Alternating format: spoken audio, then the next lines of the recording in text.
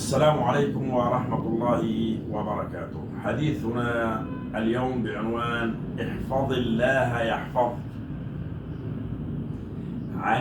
عن أبي العباس عبد الله بن عباس رضي الله تعالى عنهما قال: كنت خلف النبي صلى الله عليه وسلم يوما فقال: يا غلام، إني أعلمك كلمات، احفظ الله يحفظك، احفظ الله تجده تجاهك، إذا سألت فاسأل الله، وإذا استعنت فاستعن بالله، واعلم أن الأمة لو اجتمعت على أن ينفعوك بشيء لم ينفعوك إلا بشيء قد كتبه الله لك، ولو اجتمعوا على أن يضروك بشيء لم يضروك إلا بشيء قد كتبه الله عليك. رفعت الأقلام وجفت الصحف. رواه الترمذي وقال: حديث حسن صحيح.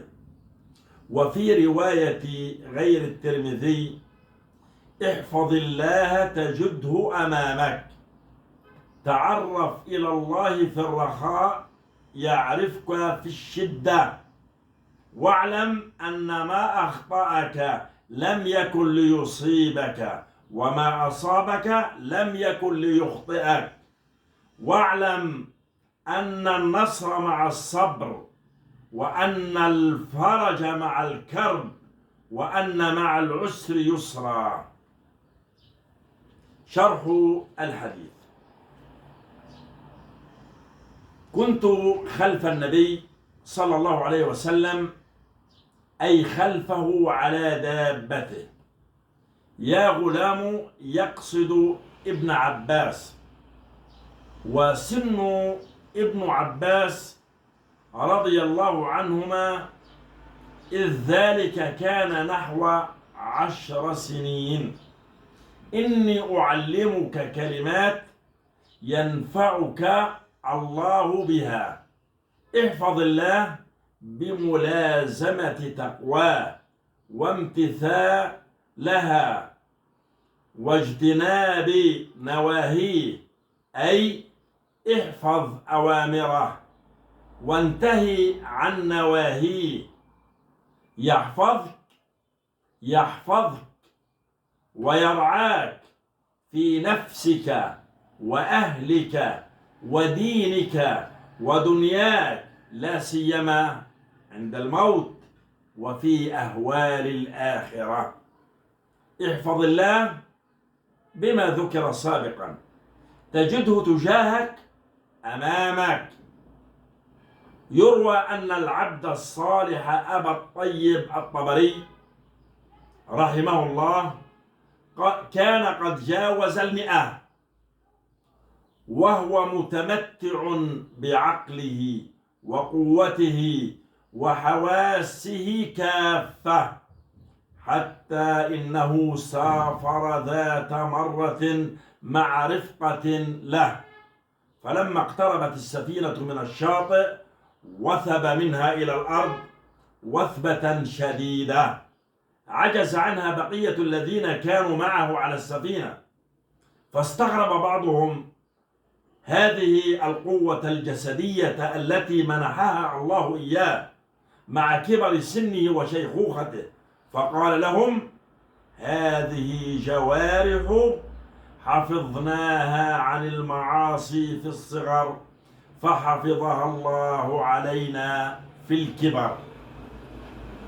إذا سألت، إذا أردت السؤال في أي أمر دنيوي أو أخروي فاسأل الله أن يعطيك مطلوبك، ولا تسأل غيره لعجز العباد عن نفع أنفسهم، فضلا عن نفعك. وإذا استعنت، أي طلبت الإعانة على أمر من أمور الدنيا والآخرة، فاستعن بالله لأنه القادر على كل شيء، وغيره عاجز حتى عن طلب مصالح نفسه ودفع مضارها. واعلم أن الأمة المراد بها هنا سائر المخلوقات لو اجتمعت على أن ينفعوك بشيء لم ينفعوك إلا بشيء قد كتبه الله لك. لو أراد العالمون نفعك بشيء لن يصلك منه شيء إلا ما قدره الله لك فقط. وجاءت كلمة شيء نكرة للتقليل، أي حتى لو كان هذا النفع قليلا جدا. ولو اجتمعوا على أن يضروك بشيء لم يضروك إلا بشيء قد كتبه الله عليك. ولو اجتمع الخلق كلهم على ضرك بشيء ولو قليلا فلن يستطيعوا أبدا إلا بما قدره الله عليك من ضر. رفعت الأقلام وجفت الصحف، المقصود أقلام الملائكة الكتبة، وكتبهم دلالة على تقدم كتابة المقادير كلها والفراغ منها من زمن بعيد. تعرف بتجديد الراء للمبالغة والزيادة في التعرف على الله بالطاعة والعبادة، إلى الله في الرخاء بملازمة طاعته وقت الرخاء، يعرفك في الشدة بتفريجها عنك وجعله لك من كل ضيق فرجا ومن كل هم مخرجا. واعلم أن ما أخطأك ما لم يصبك من المقادير فإنه لم يكن ليصيبك، لأنه ليس مقدرا عليك خيرا أو شرا. وما أصابك من المقادير خيرا أو شرا فإنه لم يكن ليخطئك، فسيصيبك حتما لأنه مقدر عليك.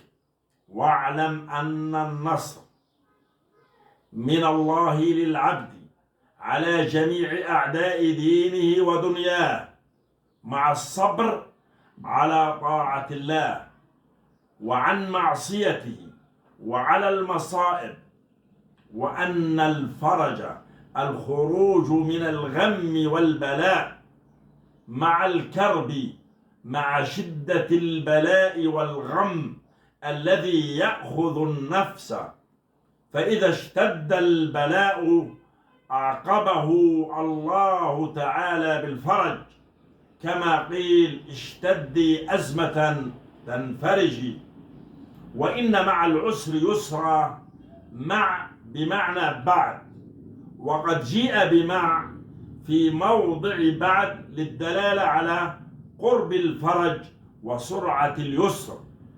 فوائد الحديث: من حفظ الله تعالى فيما يحب حفظه الله تعالى فيما يحب. ثانيا، الأمر بالاعتماد على الله والتوكل عليه دون غيره، إذ هو النافع والضار.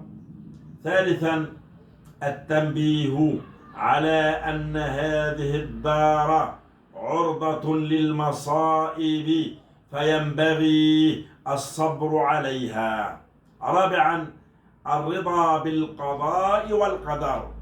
خامسا، الصبر على الطاعة وعن المعصية وعلى الابتلاء بما يكره يعقب النصر.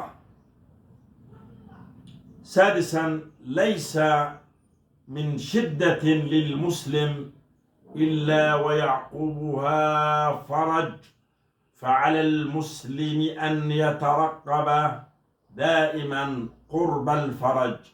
أقول قولي هذا وأستغفر الله لي ولكم، والسلام عليكم ورحمة الله وبركاته.